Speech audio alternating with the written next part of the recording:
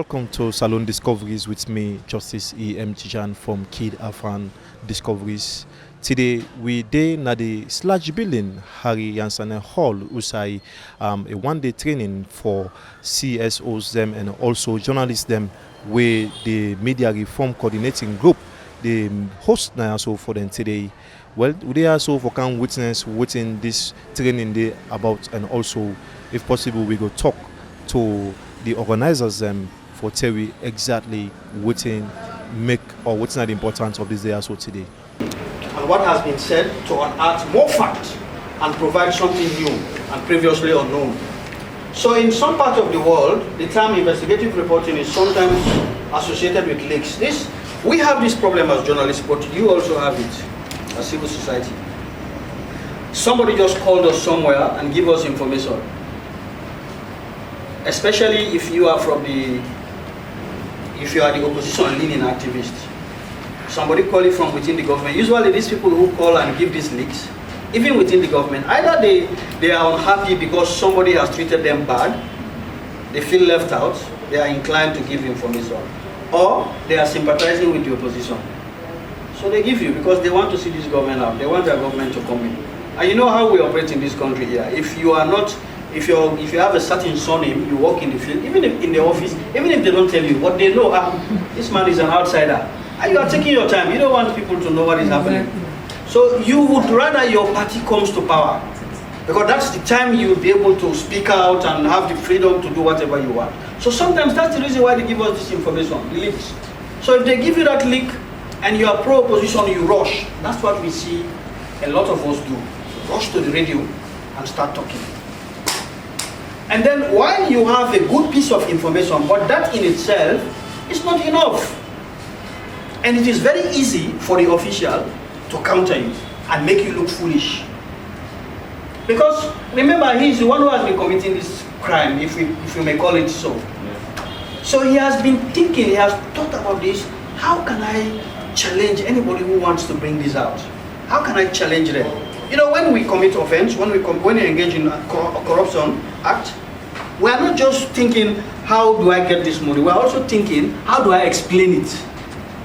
If it comes out, how do I explain it? You know, because you know you can be caught. So they are thinking like that, and they are in a position to make you look like you don't even know what you are doing. So in order for you not to find yourself in that position, do your homework.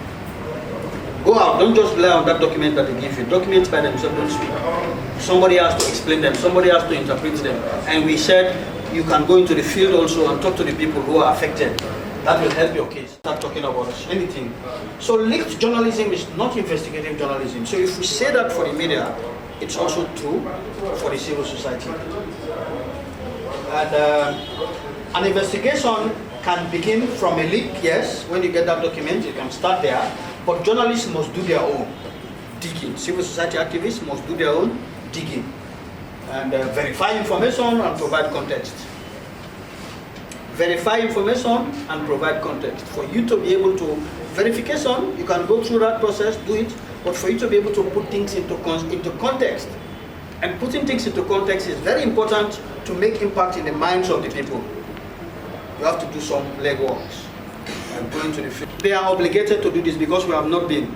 You know, if we are bombarding them with requests, it becomes part of the system. Now they know, okay, this is normal routine. They get used to it. So we get to a time, we will not get 100% compliance, because you can't get that anywhere.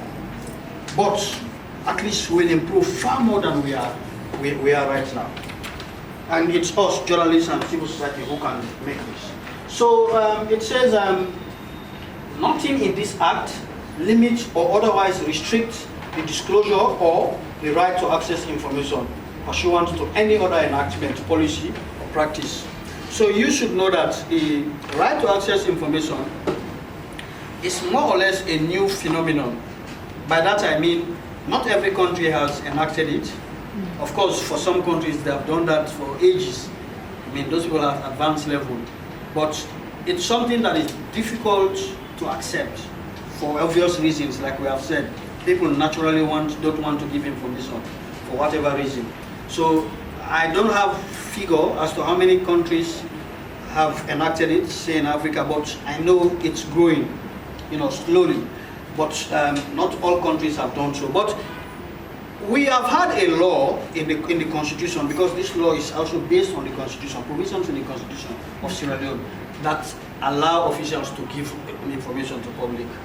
The difference is that that law did not stipulate it as much as this law does, because this law is specifically on that. It tells you why you should give information, what kind of information you should give, the category that is exempted. It also provides for penalties for public officials that refuse to give information. So that's why this law is different. So it is telling that regardless of whatever law that I said, this is not an initiative just for today.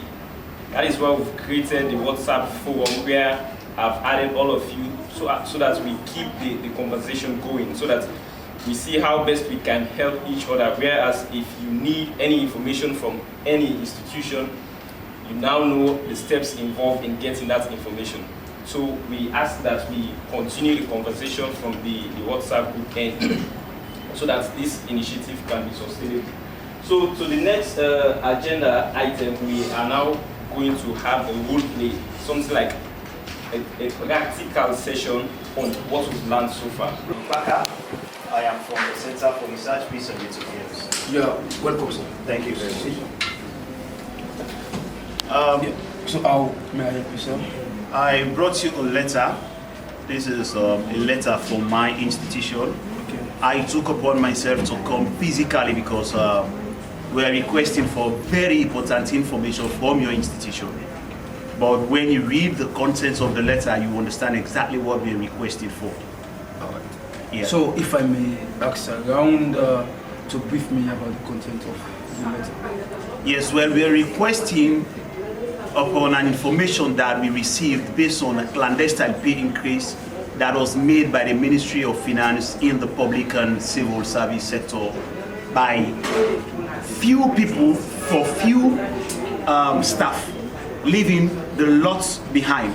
So we want to know, first of all, whether that is true.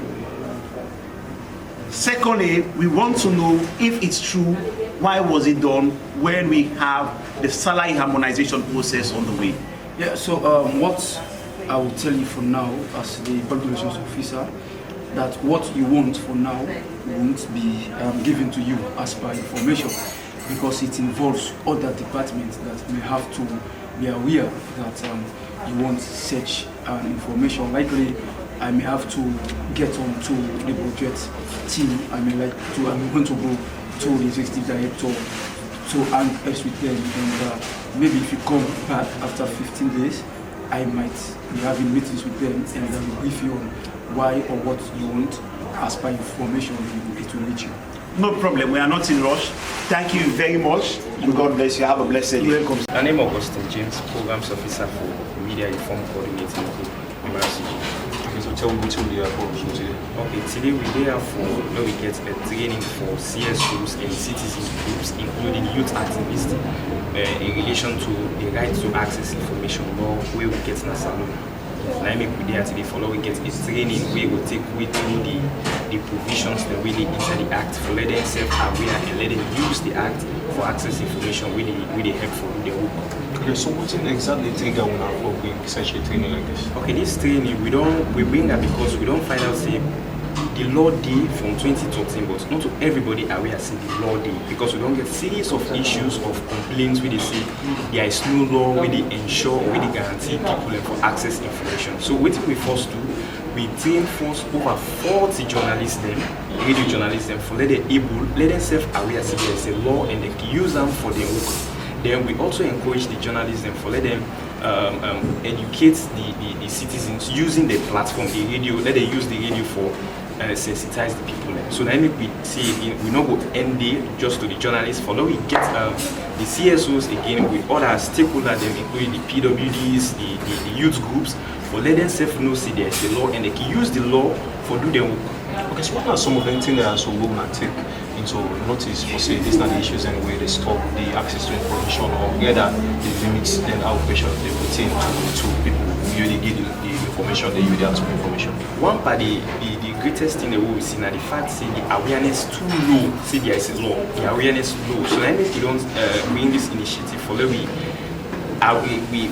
sensitize people and say there is a law. Then one, the awareness will low. Then two, their information that we feel say we keep get access to, but according to the law, they fall on a category we call exempt. We're not able to get them, but sometimes we can just sit there and assume, say, hey, I want this information, but you don't know. But when you test the law, you will know, say, okay, this information, public information, I need to forget them, or this it fall on a category we are not forget them. So then we don't get this 2 days training where they tell people and say, yeah, although yes, you get right to access any kind of information where you want to do, but there are exemptions. There are other one the way you know we get them based on security reasons, people and personal files, you understand. So now make now the thing that this will be highlighted inside the training so far. So this training are the first time this one I think we've done start before. Now whether the first time this now the first time is because like I say, because we don't get series of crises, there is no the law there, but they not implement, and I make we say the law we start and force for train people them where we feel see that they use information on a daily basis. So like I say, we don't train radio journalists, 40 of them. They will train 15 newspaper journalists. You understand? And so now today we don't engage 20 stakeholders the way inclusive of CSO, youth groups, and the likes. You understand? So then safe they don't they part of the one they now we don't train so far within Freetown, and by God power, if we get more resources, we'll extend to the regions for then safe no say not to Freetown of Salone stop. You understand? So we'll extend the training to the provinces, let them safe no say they get right for access information where they want to do any work where they want. So because this thing continue, yes, that make part of the component of this training. We don't open a WhatsApp group for all the participants. This now for let we see how the initiative they continue. You understand? We want to get a forum wherein if anybody get any story idea where you want to get a particular information, maybe you don't know how to go about them, you can bring them at the forum, we can discuss them, we get the expert in the group where we say, okay, for this information, if you need them, you get for go through this way, till you get your information. The way you get the information and so for user, because there are some information where they will give, they get for require you for do what you for do it. You understand? So you know we just use them for do any kind of thing. Then say we'll say, okay, this information we don't give, but this is how you have to go about it. Okay, so those are times now the country says alone. You can take your time for like get somebody the information of what like what's not the pan also engage journalism for like let them know exactly how to go about to access information. So when I get any plans as well for engage stakeholders then for when I remind them what's not their duty as well for all the information then? Yes, then they own, you understand it, just like how we begin with the first components and follow we engage the journalists them and the CSOs them and then they deal with information on a daily basis. So as we go, we get forget a round table dialogue with even the big one that we get the information. Let them know say where a journalist or a CSO or even ordinary citizen come to you for information. Now in right, according to the law, there is a law we tell you say not only journalists the law they for, it is for everybody, every citizen, whether you read, whether you write, the law they for you. So we get for engage them, let themselves know say then get the obligation for the let out information and only not to only pass post a kind request. We get what we call proactive disclosure of information. They don't need for request before you give information. Yeah, according to the law, you get for the regularly send out information where you know say the people in need, not to only pass you wait till they come with you. Okay, so going forward, what's the expectation like exactly una gets for say within una the foot into at least getting dividend to this what's in one of the biggest achievements we want to get so far now for we see journalists that we don't think let them test the law, let them write, let them request for information, let them use the right to access information for let them access information from public authorities. The other achievement we want now for we see CSOs them where as part of their work then the right to other institutions and the request for information because like we know say the law dey, but we know they test the law. So we want maybe people that are aware now say, okay, I can go this way and this way and this way for every life gets me information what I need for this work what I do.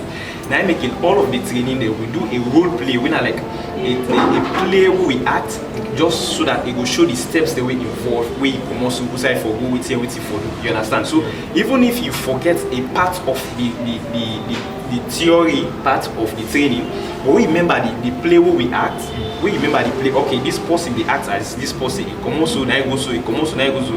That alone will tell you, okay, now some of the techniques in this way involve for get information one need. Thank you, Dr. Thank you very much. I've listened to both parties, and I now want to give out my ruling. Part 2 of the Right to Access Information Act 2013, Section 2, subsection 1 states that every person has the right to access information held by or is under the control of a public authority. And Section 2 again states that every person has the right to access information held by or is under the control of a private body where that information is necessary for the enforcement or protection of any right. When we go to Section 3.1, submission of request, it is clear that the CSO agency already submitted their request. According to Section 48 of the Right to Access Information Act,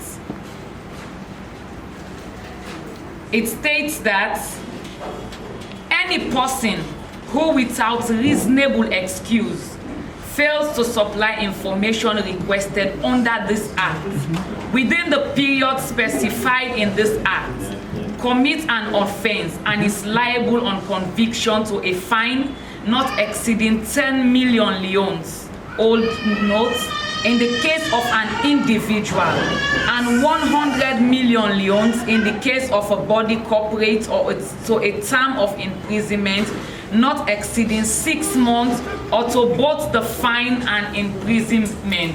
Since this is a corporate body, the ministry, you are hereby fined and also sentenced. And the sentence will be for the Ministry of Finance. They are to give the information that is being requested. This is a court order that must be adhered to, and also pay the fine of 100 million leones, old money, and also the director in charge to 6 months imprisonment. This will serve as a precedent to other institutions, and we are using this opportunity to encourage institutions and individuals to be testing the law.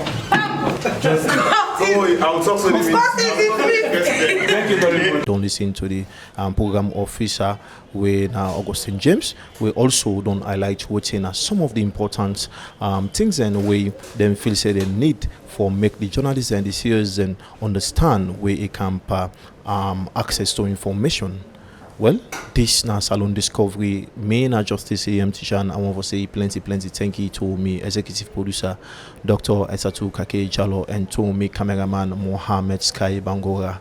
So till we meet again, I want to say peace.